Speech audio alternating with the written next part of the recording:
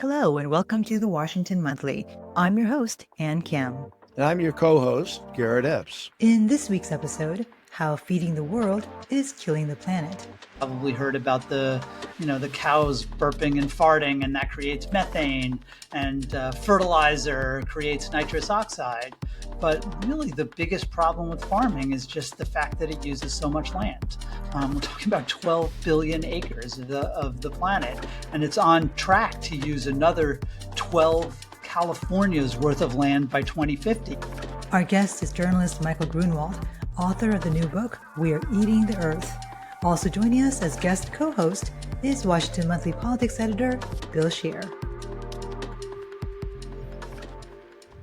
Hey, Michael, welcome to the show and congratulations on your book. It's great to have you. Oh, thanks so much for having me. I'm such a Washington Monthly fan. This is very cool. Thank you. Well, the first question we have is about the title of your book. You've titled it, We Are Eating the Earth. What exactly do you mean by that? The short answer is agriculture is eating the earth. 2 of every 5 acres of habitable land on this planet are now cropped or grazed. And just by contrast, right, you hear so much about urban sprawl. Well, 1 of every 100 acres are cities or suburbs. So really, this natural planet has become an agricultural planet. We're losing a soccer field worth of tropical forest to agriculture every 6 seconds. So really, that's a disaster for, deforestation, for biodiversity loss, for pollution and water shortages, but it's also a disaster for the climate, because those trees and wetlands and prairies that we're destroying used to store a lot of carbon. And they also used to absorb the carbon that we've already pumped into the atmosphere.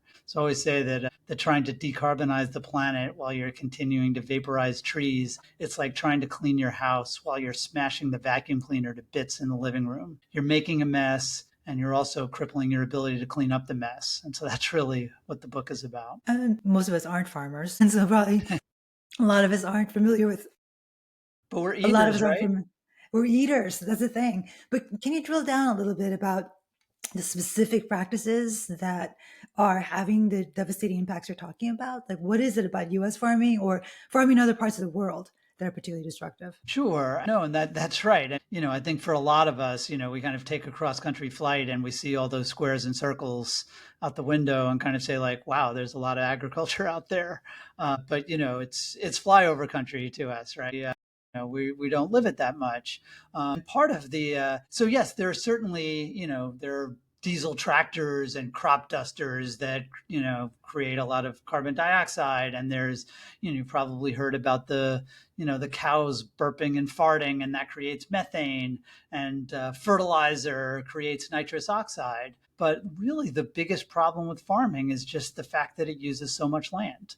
We're talking about 12 billion acres of the planet, and it's on track to use another 12 California's worth of land by 2050 if we don't change some stuff. So essentially, if we need to make more food with less land, that means that more efficient farming, which we actually do have in the United States, can be less devastating to the environment than the kind of inefficient farming where you just, cut down many acres of Amazon and put a few cows on it. So when you talk about cows, that puts you on a glide path to the beef debate, right?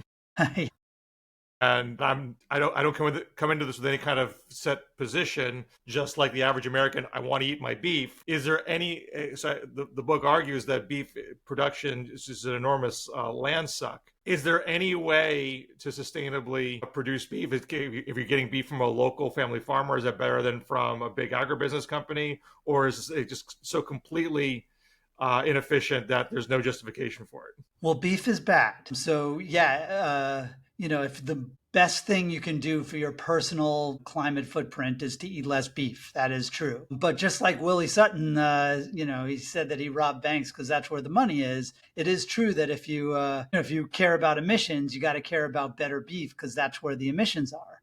Now, unfortunately, better beef is generally not the kind of local grass-fed, organic twee beef that you can get at the farmer's market. That's usually worse for the planet and the climate because it uses more land, and it also, because it takes the cows longer to get to slaughter weight, they're alive longer to burp and fart methane. Really, but I went to Brazil and I saw incredibly efficient beef ranches where they had improved pastures that had gone from maybe one cow on every 5 acres to one cow per acre. And that meant they were using 1/5 as much of the Amazon. So yeah, I mean, even though that beef was then going to a feedlot that a lot of people might not like, and even though they were fertilizing their pastures in a way that Michael Pollan might not approve, that was much better for the climate and for the planet. So yeah, I read that chapter about Facenda tropicalis. That was just really interesting. Why don't ranchers in Montana,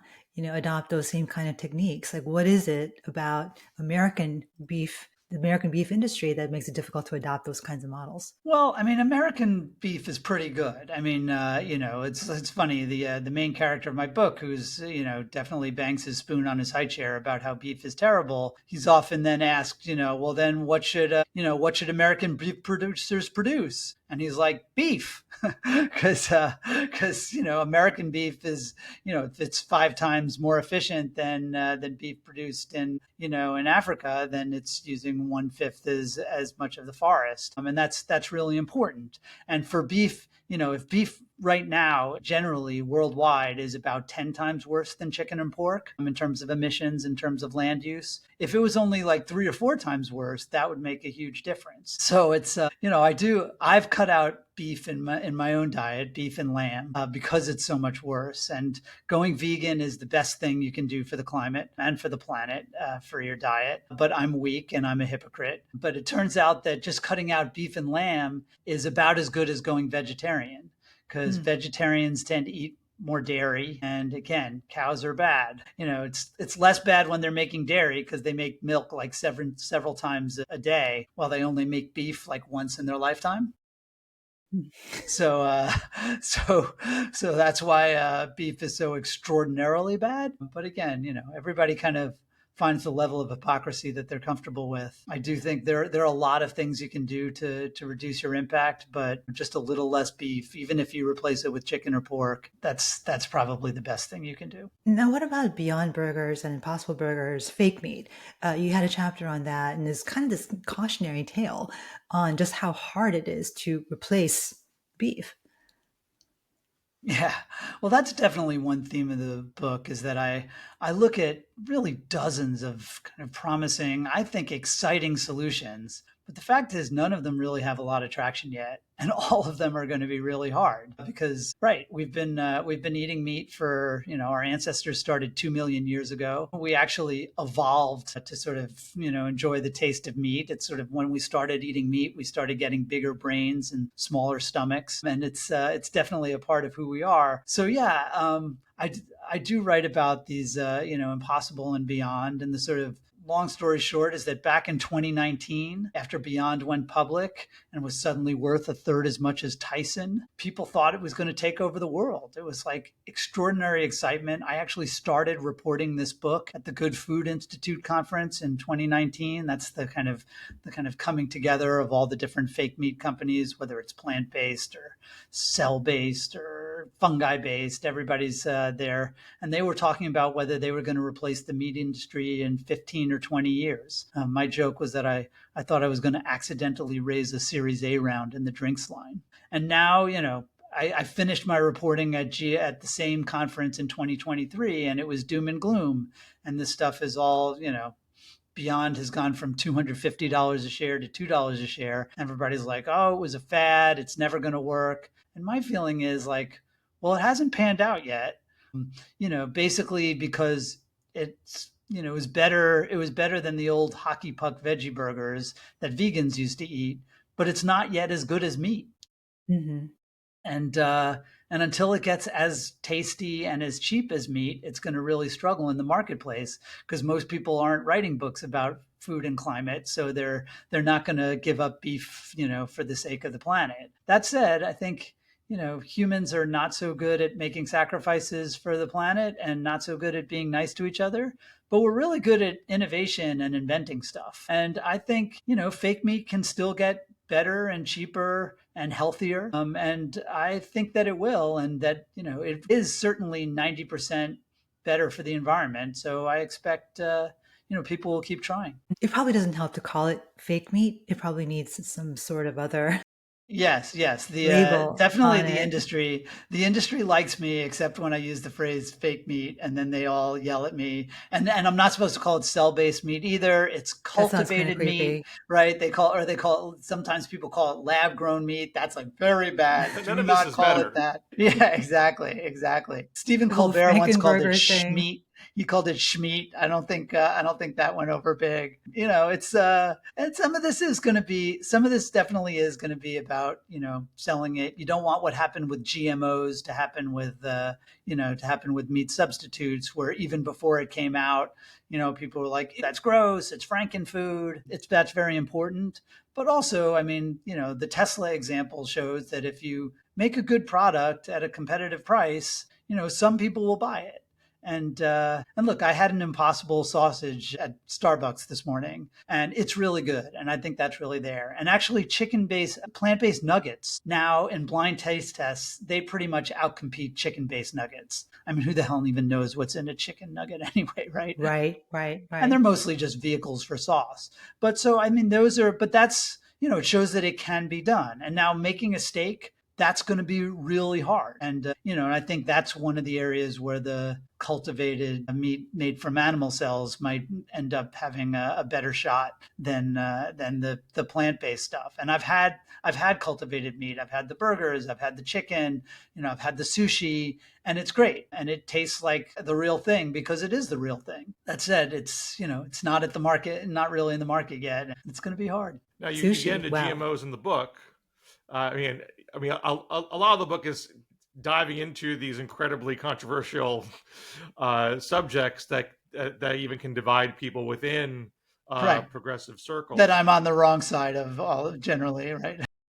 And I'm not planting my flag anywhere here. I'm just asking questions. But GMOs definitely took a big hit from the left, but they're still in the food supply, and they're not talked about as much. They're just kind of quietly in there, and I just want to get your general take. Is this considered a generally good or bad thing? Is it helping the climate? Is it hurting us in other ways? What's your overall view? I mean, GMOs are fine, right? They're not unhealthy. They just aren't. They're like the most studied substance on Earth, and there's no evidence of any health problems from eating that stuff. Now, I do talk about in the book how some of the yield benefits of GMOs have been exaggerated by their fans. Hmm. So far, while some GMOs, particularly the ones that have the kind of natural insecticide, kind of mimic it inside them, so that you don't have to apply as much insecticide, those have been really helpful for the environment as well as yields, particularly in places like India where they don't have as many pesticides. But in general, I think they have not always lived up to the hype. But I'm very excited about the idea of gene editing, which is much more precise and should be just as even less dangerous. Not that GMOs are dangerous at all. And there's some real, like the idea of doing drought tolerant, flood tolerant, higher yielding crops and even livestock in the future, I think is very exciting. And there are people working on it. And, I think it is tragic that, for instance, the classic example of GMOs is the golden rice, which would have solved some real health problems in the developing world, and has really just been stopped in its tracks. I mean, like 20 years ago and 25 years ago, Time magazine had it on its cover saying, this rice can save 1 million lives a year, and it's still just making it to market in many of these developing countries. So it's, to me, that's tragic, and it speaks to this kind of fear of technology, as if like somehow there's like the corn we eat that isn't GMO is exactly the way indigenous people grew it. I mean, it's been bred by breeders too. It's just a different form of technology. Hmm. And just to clarify, the golden rice is the rice that's been engineered to include more vitamin A. That's what gives it its golden color and other nutrients as well. Right. Yeah, Yeah, I no, feel like exactly. Yeah, I feel like your book is going to be a revelation for a lot of the people who care the most about the climate, because these are also the people who read Michael Pollan and, are part of the slow food and, organic and all of that. And this is really going to explode a lot of maybe longstanding beliefs that they've had, because some of the practices that you write about that people who care about the climate embrace are also actually the most damaging for the planet, right? Yeah, no, I mean, like Michael Pollan is a beautiful writer, and that's kind of a problem. I think a lot of people believe some wrong things because he's explained them so beautifully. I did an event in Berkeley where I debated a kind of professor of agroecology who was kind of pushing for kind of a global transition to, no chemical, organic, low yield farming that, in my opinion, would be a real disaster for the planet and the climate. And it was funny, Alice Waters, the famous chef, from Chez Panisse, she was sitting in the third row just glaring at me the whole time. She's a big, regenerative, Uh-huh. hero. And it was, look, face it, it was Berkeley. It was like a room full of 200 Michael Pollan readers, and they were out to hate me. But it was actually, the response was mostly really great. The Paul Newman's daughter, who now runs Newman's Own Organic, came up and said, like, that, like exactly what you said, that was revelatory. The guy who was the head of Slow Food USA was there too. I guess I can say this. He actually came up because he said it. We did a podcast together, and he said that he was like, "You kicked my guy's ass," is what he said. And I think the real revelation for people is that look, I think a lot of people, they see industrial agriculture and they are understandably upset about it, right? It treats people badly, it treats animals badly. It makes a huge mess, right? It's like all its fertilizers are creating that dead zone the size of Connecticut in the Gulf of Mexico. They use too many antibiotics, which is a public health disaster. Their politics really suck, right? They're always lobbying against regulation just for the environment, for the climate. So people hate them. And there's this sense that, the kind of Michael Pollan, rustic, bucolic farms with red barns, and, the animals had names instead of numbers, and, the soil was treated with love, and, the farmers looked like American Gothic, that was kind of good, natural, kinder and gentler farming that was, good for the environment. And then everything went to hell when, it got intensified and it became production agriculture. But the fact is that the real environmental tragedy was the transformation of the prairie or the forest or the wetlands into those nice Michael Pollan farms. That's when you lost the carbon. That's when you lost the biodiversity. And there was an additional cost to the intensification. But really, it's those low yield farms just creating agriculture in the first place where you make the big mess. And the thing about low yield agriculture is if you're making less food per acre, you need more acres to produce food.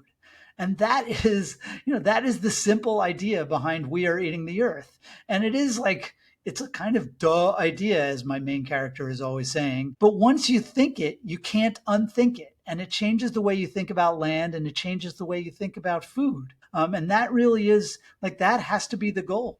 We're going to need 50% more calories by 2050. And we can't keep tearing down land. We can't keep using more land. We can't keep tearing down forests. So I think, that's what the Michael Pollans of the world have to grapple with. And he has these kind of caveats where he'll say, like, he has a big riff about how fertilizer is terrible. And then he has this like "to be sure" paragraph where he says, "To be sure, there are 8 billion people on Earth, and 4 billion of us probably wouldn't be here if it wasn't for fertilizer and the green revolution tripling our yields," which is a pretty big "to be sure." But again, you see what happened in Sri Lanka, where they banned agrochemicals, they banned fertilizers, they banned pesticides, they went all organic. And within a few months, their farm yields crashed. They were no longer self-sufficient with rice. They started having food shortages and food riots. The government fell, and they changed their mind because it was a bad idea. And I think, I do think the kind of like, there's the left wing and now on the right wing with, Mm-hmm. Bobby Kennedy and Joe Rogan, there's this notion that farming and food should be natural, but nobody really knows exactly what that is. And I think farming should be productive so it doesn't have to cover as much of the earth. Because you seem to be saying we should use less land. Does that dovetail all with people who are concerned about overpopulation? Because I generally hear that the overpopulation crowd is not as fact-based as they should be. But does this give any credence to the notion that if we're eating the earth, it's because we have too many people? Well, look, I mean, if we have, if we had fewer people, I guess we wouldn't need as much of the earth. That's true. But, Thanos could come along and just like snap his fingers and get rid of, half of all life of Earth on Earth. And I don't think we would say that's good. I think the challenge is more like, how do we feed people and without tearing down trees? That is, I think people are good. Like when people say, like, oh, I don't want to have children because of the climate.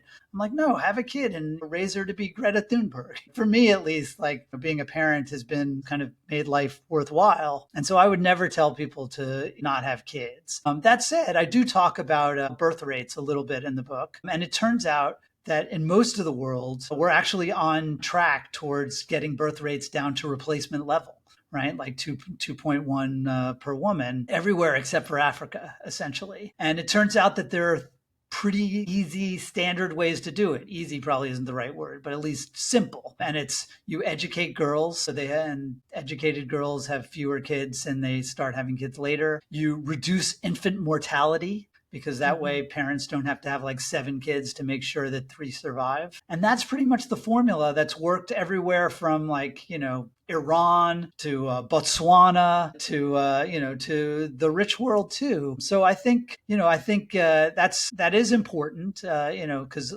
in the places in mostly sub-Saharan Africa where birth rates are still very high, that's also where poverty is highest, where they use the most firewood, which is not good for the climate and not good for their health, where they have the lowest farm yields. So again, you'd like to see more economic development in those places, and that should help as well. But certainly by 2050, which is when we really need to make our strides on these climate problems, even if birth rates went down to replacement level worldwide by 2050, it wouldn't really move the needle because there are already so many women of childbearing age that a lot of population growth is already kind of baked into the cake. Mm-hmm.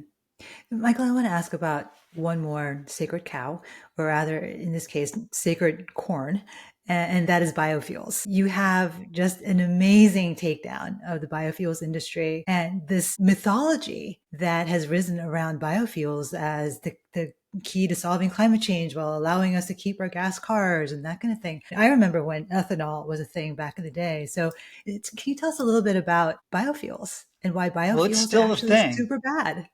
It's still a thing, right? Thing, it's 10% of your gasoline. Right. Biofuels sound good. It's like plant-based fuels, farm-grown fuels. But, in general, plants are good when they're plants and not so good when you're burning the plants. And essentially, I think biofuels, first of all, they were seen as climate salvation because at the time when they, in the early 2000s, there really were no other alternatives to fossil fuels, right? People forget like solar and wind just weren't a thing. There were no electric cars. There was a documentary called Who Killed the Electric Car? So people were coming out and saying like, oh, this is going to replace fossil fuels. And it's great because when you burn the corn in your engine and it comes out the tailpipe and that goes into the sky, but then you grow the corn in your field and that soaks up the carbon. So it's great. It's just it's a win-win. And then the hero of my story, Tim Searchinger, who was at the time just a wetlands lawyer, was like, but wait a minute, those fields are already growing corn, and if you grow fuel instead of food, then you're going to have to grow more food somewhere else. And it's probably not going to be a parking lot. It's going to be a forest or a wetland. And the punchline is that the climate analyses of biofuels and really everything else were ignoring land. And when you took into account the land use, the indirect land use change that these biofuels were going to induce, that really biofuels were twice as bad as gasoline for the climate. And I remember back at the time I went down to Brazil and I saw that once biofuels were driving up the price of corn in the United States, they were tearing down the Amazon. It was that simple. And so now people sort of understand that a little bit, but we still have biofuels and we still, have these land use problems. And what I always say is that biofuels, I use them because Again, Tim sort of figured out this land use problem, this eating the earth problem through biofuels. But biofuels are eating about a Texas worth of the earth. Livestock are eating 50 Texas's worth of the earth, and agriculture is eating 75 Texas's worth of the earth. Wow. Okay, so corn is not the miracle plant we thought it was going to be, but you do write about a miracle plant that seems pretty cool. It's a plant I had never heard of. I don't know, Bill, if you have, but Pongamia? Pongamia. Pongamia, sorry. What the heck is Pongamia and why is it so good? And why aren't we all eating Pongamia burgers or butters? Yeah, not there yet. I mean, it's kind of another cautionary tale about how hard it is to make this stuff work. Because Pongamia really is a miracle tree. It's a super tree. It grows, in horrible land without irrigation, without fertilizer, without pesticides. It's got sort of natural pesticides. And it's like vertical soy. It grows something that's very similar to a soybean. It's got the protein meal and it's also got the oil, but it's a tree. So it grows a lot more of it. And it also stores carbon because it's a tree and you can see it above the ground. You can see all that carbon. So it really is awesome. I tell the story of this company called Terviva, which first their problem was like, this stuff is amazing, but the actual seeds are incredibly bitter. So that was the problem. That's why it had never been cultivated before. But they again found out this miracle happened where they realized that using alcohol essentially can debitter it. The head of the company told me it was like Doc in Back to the Future falling and hitting his head on the toilet and accidentally inventing the flux capacitor. So he's got this incredible thing. And then it's like, okay, now we just need to find farmers to plant it and nobody will do it. And I hope I can say this on the Washington Monthly air, but basically what he realizes he needs to find some farmers who are totally fucked. And lo and behold, the Florida citrus industry is totally fucked because there's this citrus greening disease that's wiped out there. So he found some farmers who are willing to plant it. It's done great. It's got like 4 to 10 times soybean yields. It's amazing. It turns out the oil is like a golden colored olive oil. It works great. It makes good baked goods. It makes good burgers, but it's been really hard. And it's hard to get farmers to plant it. It's hard to, get food companies to use it. And, he's now like 15 years into the experiment. It's only on 1,500 acres. There's one protein bar that used it. He's now ending up, he's got some deals to sell Pongamia oil for biofuels, which is certainly better than corn ethanol, but it's not what he had hoped. So again, it's another example of how these problems are really big and really hard to solve, even with Can you pinpoint what the obstacle is? Is it just a marketing problem or is there something that's more systemic? It's just a really difficult, I don't know if you ever watched Shark Tank, and there's always somebody and they feed their cookies or their brownies or whatever food it is. And all the sharks take a bite and they're like, this is delicious, but food sucks. I hate the food business. I don't want to be in the food business. It is really hard competing with the Cargills and Archer Daniels Midlands of the world, who just have these massive volumes and tiny margins. It's really hard to make food and agriculture work, and farmers are very set in their ways. It's very hard to get them to do something different, especially to grow a tree that takes 4 years before the first crop comes out. And then, other people are going to wait and see if this stuff actually works and if there's a market for it. So the, change just seems to come very slowly in this entire space. And, it takes time, and time is not something that we have a ton of in terms of dealing with the climate problems. So Terviva is, there's like 1 million acres of wild Pongamia in India. So right now they're trying to pay essentially rural Indian peasants to pick Pongamia seeds, and they're going to try to, sort of make a business of that. And that, I think, you have a chance of at least, reaching some critical mass. But, so many of these solutions I write about, these like alternative fertilizers that gene edit microbes to take nitrogen out of the air and feed it to crops, or biopesticides that use the technology behind the COVID vaccines to constipate beetles to death. These guys at the University of Illinois who are literally reinventing photosynthesis with gene editing and artificial intelligence. There's all this cool stuff happening, but none of it is really none of it is moving the climate needle yet.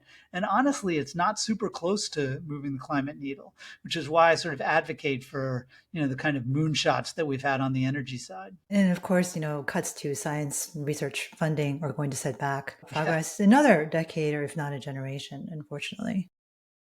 I've heard things are not going so well in Washington on that front. That would be an understatement, yes.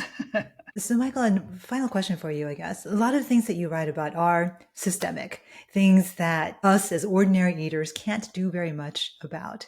But there are things you write about that ordinary people can do, and one of them is a shift in diet. You've talked about that. But what else can people do? Maybe if you can talk a little bit about food waste, maybe as something that we do Sure. have control over on an individual level that could make a difference. Sure. I mean, there are a million things that people can do to reduce the impact of their diets, but I think there are two that are so much more impactful than the others that I try not to weigh people down with so many. And it's really eat less beef and waste less food. We talked a little bit about how beef are so much worse than other forms of meat. When you waste food, you waste all the farmland and the fertilizer and the water that went into growing that food. And globally, we waste about a quarter of our food. We use a landmass the size of China to grow garbage. The average American family wastes about $1,500 a year on food that never makes it to their stomachs. And it's just crazy, right? Like you can see, it's going to be hard to eat less beef because beef is delicious and people love it. A pollster told me that taxes on beef and other meat are the least popular policy he ever polled. He said it was up there with like veterans benefits for ISIS. But nobody likes food waste, right? It's in everybody's interest to reduce it. And yet even now, after we had an election that basically, we got rid of a president, was unpopular because food prices were too high, even during this time of food inflation, Americans are not wasting less food, which is kind of crazy when you think about it, right? We're super mad about how much we're spending on food, and yet we're still throwing out probably in households in America about a third of it. So yeah, I mean there are things individuals can do in terms of planning your meals better, in terms of smaller portions, that kind of thing. There are also technologies. I write about Appeal Sciences, which has created these biotech invisible organic peels around like avocados and bananas that prevent them from going bad. I have a mill dehydrator in my house. It's made by the same guys who invented the Nest thermostat, and it's this kind of snazzy looking garbage can that you throw all your food waste into it, and overnight it turns it into, it looks like coffee grounds, but actually it's chicken feed, so it keeps it in the food system, and it's no schlep and no stink. So that's an exciting solution. You can they're in California, they're reforming those expiration dates and best by dates, which are mostly just bullshit anyway. You shouldn't really pay attention to them. The smell test is a better way to decide if your food's gone bad. But again, I don't want to put too much hope in like people doing the right thing, because these are, behavioral change is really hard. And then in a lot of the developing world, it's more, problems. It's not so much food waste, in the home or near the fork. It's more near the farm with primitive harvesting equipment and, bad storage and bad roads that make it hard to get food to market, and no cold storage. And structural change is hard too. So again, I don't want to sound like a Debbie Downer, because I found it really exciting how many like really smart people are working on these very hard problems. But I don't want to pretend that they're solved or on their way to being solved, because right now the problem's still getting worse, which is why I'm kind of waving my hands in the air and saying like, we got to solve it. Yeah. Well, Michael, thank you for joining us, and please tell everyone where we can find your book. Well, it's hopefully in bookstores. You can get it on Amazon and Barnes and Noble or your local independent. And I do want to give a shout out to the Monthly, because they tell you when you write a book that you need to have a tribe. And of course, I've pissed off all the tribes in various ways: the vegans, the foodies, the hippies, the Aggies, the Michael Pollan readers, everybody's mad at me. But in a way, like my tribe is the Washington Monthly, like people who care about sort of dorky policies that are really important, that haven't been sexy to everybody else. But everybody lives on the planet and everybody eats, and so for people who care about how to solve problems, which is like basically the whole monthly thing, that's my tribe. Well, thank you very much, Michael. Appreciate that. Thank you, guys. All right, take care. That's it for this week from the Washington Monthly. I'm Ann Kim, and on behalf of my co-host, Garrett Epps, thank you for listening. If you like what you heard, don't forget to subscribe to our channel or wherever you get your podcasts. Have a wonderful week.